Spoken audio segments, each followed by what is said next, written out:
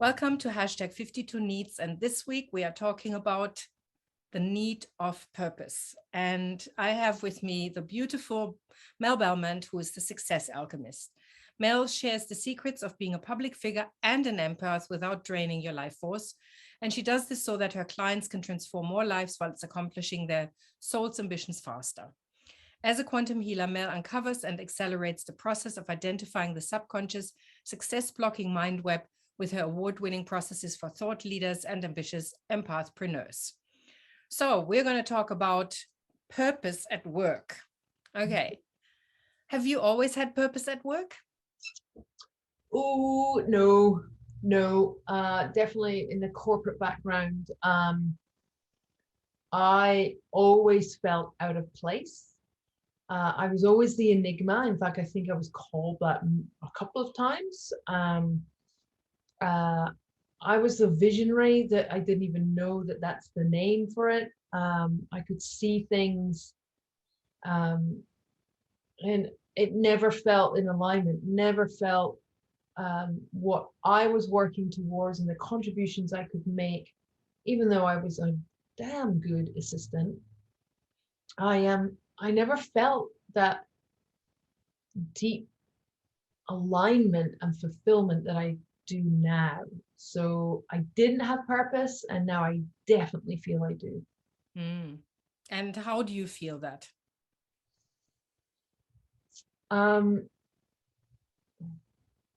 Claircognizant is something where that is the deep knowing. And the more I tapped into accepting that that was a real feeling, the more knowing I got. So how do I know it is your question. It's okay. So when I first felt this, for sure, because even in love, I was never 100% sure. So when it came to the end of my separation, at the end of my marriage, the knowing came from deeply acknowledging for the first time that I didn't want children. And the people around me are like, "Are you sure?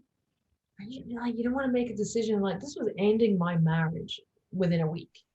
And the people was like, how do you know you don't want them? And I went, how do you know you do want children? Oh, well, blah, blah, blah, blah, blah. I've always wanted them. Then so they were able to respond from their sense of deep knowing, but they questioned my deep knowing. Yeah. And when I reflect now, my deep knowing was way more profound than the subsurface explanation that they had for their answer of knowing. And so how do you know it's just an unshakable, how do you know you're in love until you're in love? And then when you're in love, you know when you wasn't in love before. So it's that kind of like truly accepting, I knew what that knowing felt like, and I've chased that feeling as often as I can. Okay. Now that takes me to another question, because that's the one that I have been contemplating, is if I can feel it, let's say and I'm working with a team. Now I can be totally fulfilled with my purpose. I can be really on purpose. I know what it feels like. You can't transfer purpose to other people. No. You can make one motivational speech after another and hang affirmations and, God knows what else around the walls, but you can't say to somebody, here, have some of my purpose. I mean, this is always, how do you empower people to be on purpose while you're working with them? Because that is what makes an organization as well. Because it can't just be the leader who comes in and goes, yeah, come on, guys, everybody, let's go. Oh, yeah. And I totally agree. You can't, like, it's like, how do you know you're in love? You don't know until you know. And that's the easiest way people can kind of comprehend this stuff. Yeah. You don't, if somebody can say, oh, you're in love, only you know whether you actually are or not. And so we can have ways of, like, let's go with that love analogy. You can ask deep probing questions that can quantify one way or the other your emotional responses and feelings. Like, so if they were in a burning building, would you run in after them? Some people do that just for humanity. Or if, like, if that person were to tell you they weren't in love with you anymore, and you still wanted them to be happy no matter what the outcome was, I think you're in love with them. That's true unconditional love. So you can ask really powerful, pertinent questions that gets people thinking about the way they're feeling in a way that only they can answer truthfully. And hopefully they have the courage to answer truthfully. And then when you identify that set of logic around, well, if that equals that, then this is the truth for me. And so I think it takes somebody who has the ability of deep reflection and awareness to really understand some of this stuff. And let's say you can't, but I think it takes a lot of self-reflection to identify the difference. I've had people who didn't know the difference between I feel sad and frustration. And they're so overwhelmed that they called it sadness, but it's actually a frustration. And so that kind of awareness of your emotions, I think, is a deep indicator of whether you're on purpose or not. Yeah.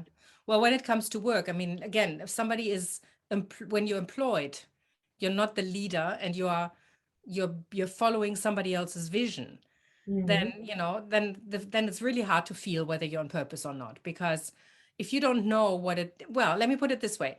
If you know what your purpose is, even if it is to support somebody to get to their vision, it's a purpose. But if you don't know the difference between, and this is what happens, I mean, like we've talked about this, we get frustrated when we're on purpose, even when we're on purpose, because shit happens, right? Things get in the way, we get, you know, stuff gets, and we're just going, oh, is this really the right thing? But when it's not your vision, how can you keep going? Well, I would say you don't. Like I don't coach leadership teams to stay together if they're not in deep harmony. And that's where the question would come, is like, well, if you're not feeling deeply fulfilled and in alignment with your boss's or supervisor's vision, and you're like, well, I'm just going through the motions, like, well, how fulfilling is that for you? Yeah. But a lot of people don't negotiate that.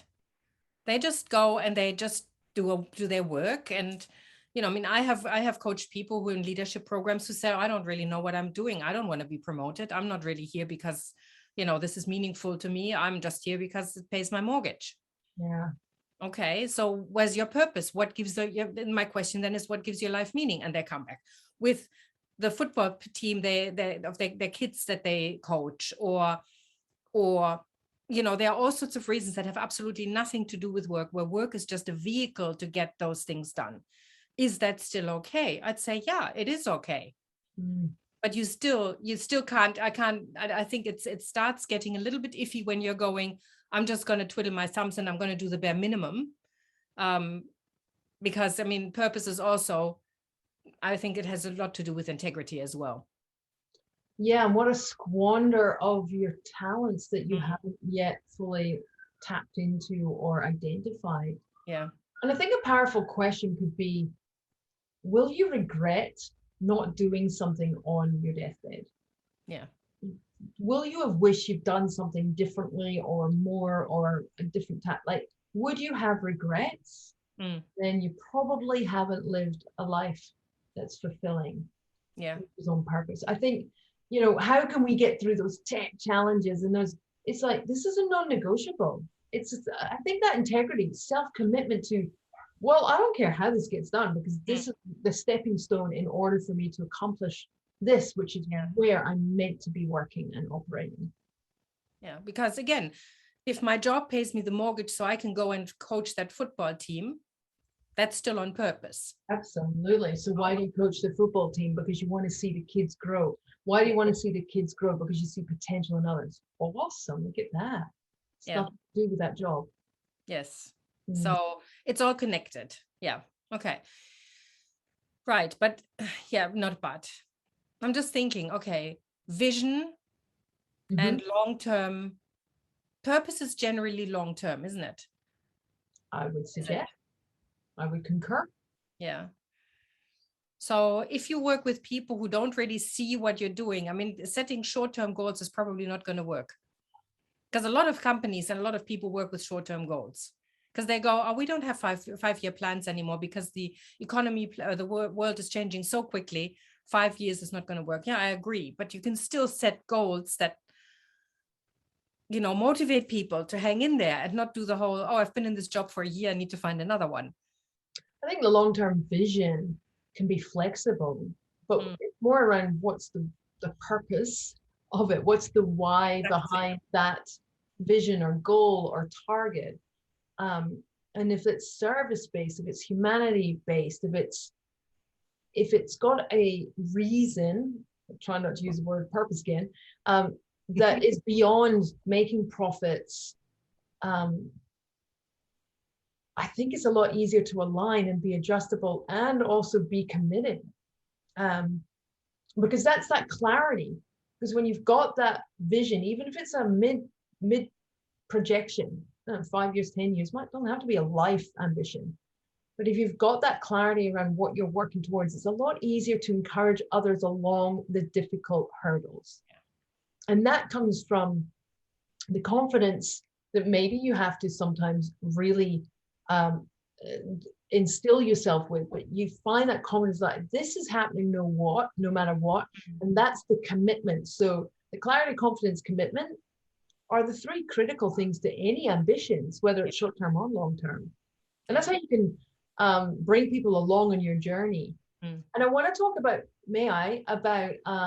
inspiration versus motivation. I think this will answer this question a little bit. Do you have an opinion on this? Well, inspiration means to breathe in, right? Literally what gives you your breath. Okay. And motivation, I think, one is meaning and the other one is goal, I think.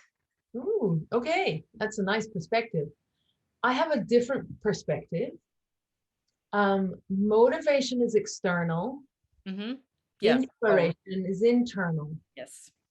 And I think when you've got that internal inspiration, that could be called purpose. That could be your soul's drive, whatever. Okay, it's just like, what is inspiration? It's this internal, non-negotiable. And when I don't have a problem with motivational or inspirational speakers. They're both amazing. The motivational speaker spurs you to make a change, and it comes from outside. Think of it like a gym instructor. Yeah. They're motivating you to do something that you want to achieve. The inspiration requires no external influence. Like, I am going to freaking do this. No, I am getting up at 4 a.m. You're inspiring, you're breathing in. It's not something somebody can do for you. That's something that you only can do for yourself. Yeah, totally agree. Forgot where I was going with that, but no, inspiration, motivation. Yeah, well, I that was it. It was more a viewpoint than a conversation starter. Well, I was thinking, you mentioned a word earlier, and I didn't go back there, but I almost laughed because I thought actually when I was looking what we're going to talk about, and I thought, I wonder how long it's going to take us to come up with Simon Sinek's why. Yeah. I'm really going to go there. Thank you for throwing the credit to him. I thought it would interrupt the flow, but yeah, and it's critical. Everything you do needs to have an end point. Yeah. And the most successful people start with that in mind. And if that comes from your why, the driver behind it just makes sense. It's easier. So that's the big picture. What's the why? And then you can create the puzzle pieces that fit into that picture. It's the stepping stones. Absolutely. Yeah. And again, sometimes the stepping stones are not so obvious.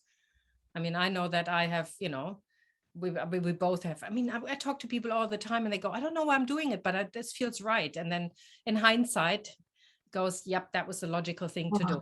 That was perfect. Yeah. Okay. So we can't instill passion. We can't instill purpose in people, but we can motivate them to be inspired, but they can only inspire themselves.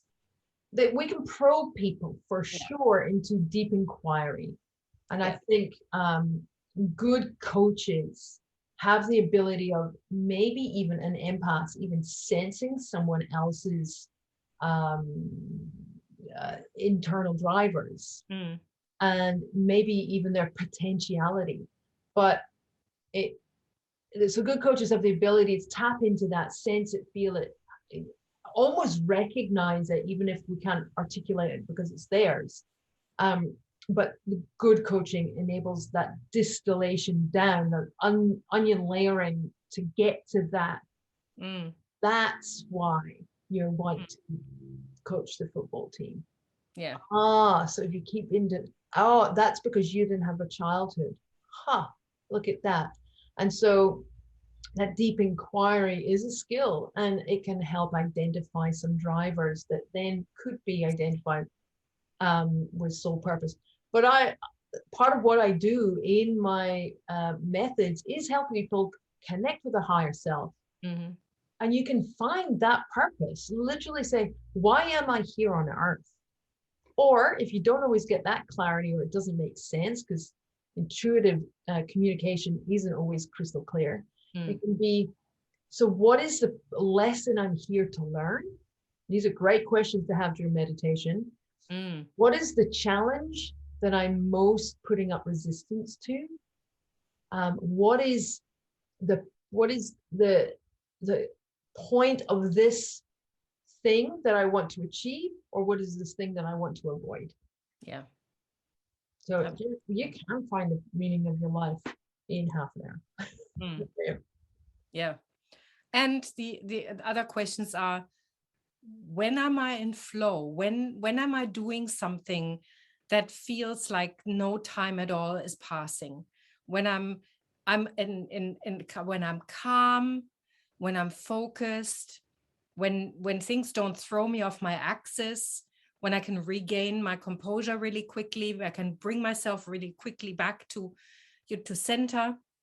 That's also a really good indicator as far as I'm concerned.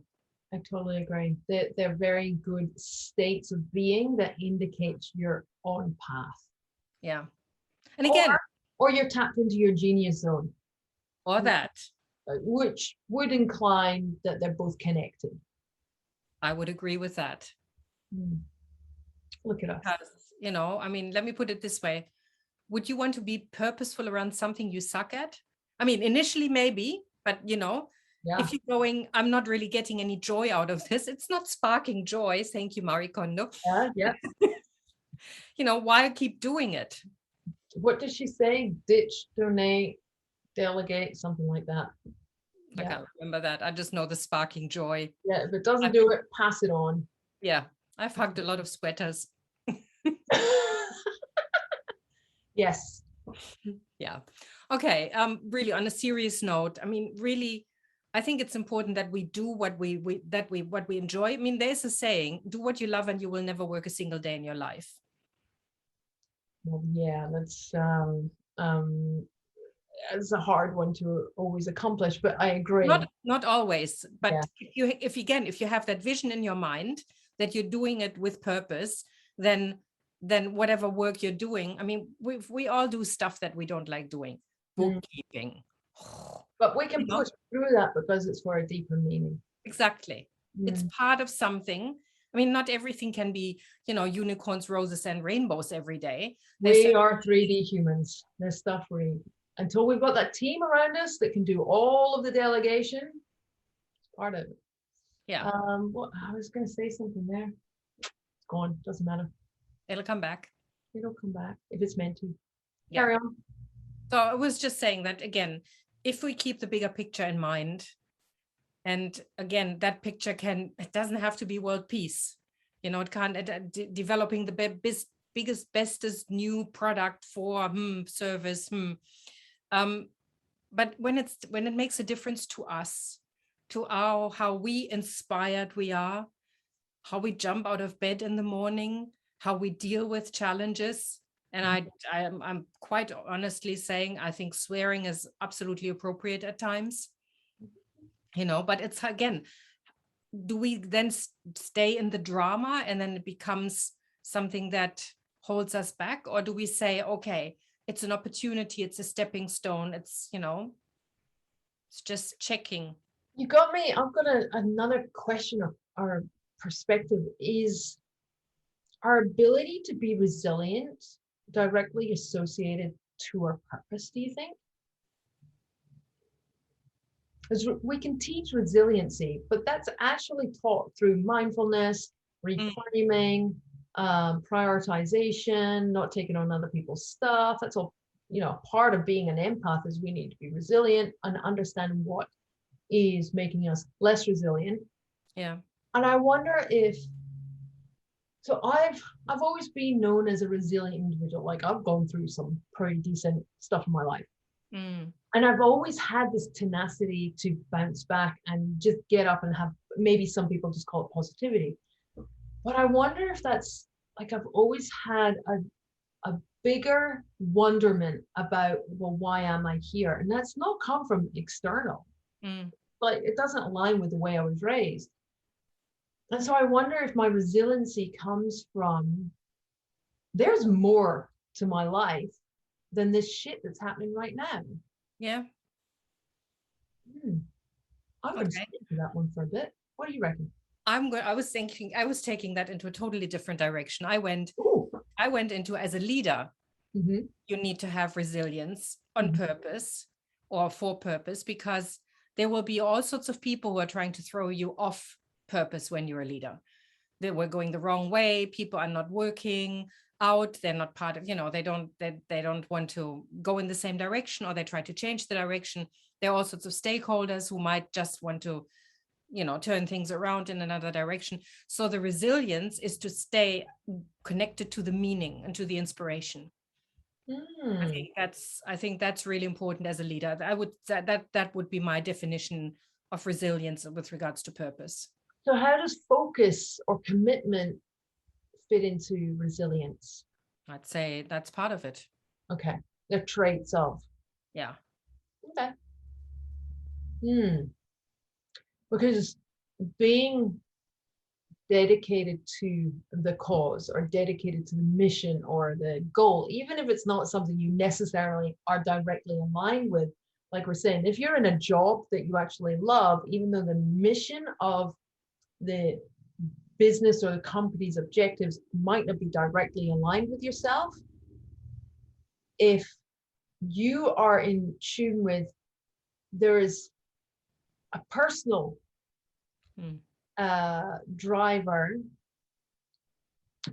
Yeah, my mind web just exploded on me there. Could you see that literally happening? I'm like trying to pull it back together. Going, okay, so that means that I need a second to pull that back together. If they don't align, if an employee manager doesn't align with the business goals, I don't think it matters how much resilience there is. Should they be working there is where I'm going with this. Are they out of integrity, or is it just a short term out of integrity? Depending on what it is, right? Like I could never work for some company. So I'm a vegetarian. Yeah. There are some jobs I could never do. Never ever do. It's just part of it. So is it out of purpose? Well, there's an integrity, and it doesn't matter how freaking resilient I am, I just would not be able to do that job. I guess that's where I'm kind of going. Yeah. Again, I mean, my point is earlier was, if you can have a purpose in another area of your life, like teaching the football or coaching the football. But if you're supporting the companies or your leaders' purpose, you can have, you don't have to be the driver of that purpose, but you can be the supporter while you're pursuing your own purpose. I think that's perfectly acceptable. I don't think we all need to be 100% committed to everybody else's vision and purpose, in that sense that we drop our own. But I think it's possible.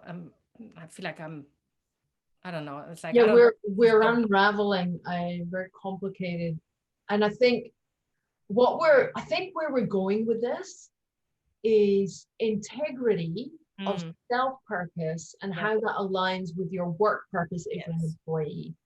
And I think it would be very hard if, like the vegetarian example, if there's a significant incongruence between self and employment. I think that's where we're going. Yeah. And again, and it's the willingness to give your best. to say, I was hired for this role and I'm going to give it my best. And again, if that, so when I did interviews, I always employed my boss, pardon me, I always interviewed my employer and my boss. So the company that and the values they stood for, I didn't know them as values necessarily, but what's the point of the company? And how does my boss fit into that company? And I turned jobs down. There's something about you as an individual, or the company's like, no, once I learned a bit more on the inside from the interview, nah. Yeah. And that integrity is really important. And I think that's, again, aligned with your values. And you said that. So I know companies now that have, or agencies that have VAs, and I know what they say they're paying their employees is not what they're actually paying. And it's just, I couldn't do it. I don't care if it's a bargain for me. If they're withholding more money against what they say they're doing and what they're actually doing, hell to the no. Yeah. And companies who say that they're animal friendly or there's not child slave labor, and then you find out, you hear these reports that come out and go, actually, this is how they operate. And you're like, boycott, no. And I think it can be aligned with your purpose. Totally. Can you have more than one purpose? Can you have purpose? I think you could. I think so. Again, you can have one for self-development, to be the best version of yourself. You can have one for your children, for the people you work with, for the company you work for. Again, it's intention. I'd be willing to bet, though, they'd be interrelated, though. Yeah, totally. Yeah. Well, that's a longer conversation. I think I've blown my own head, let alone anybody who might be listening to this.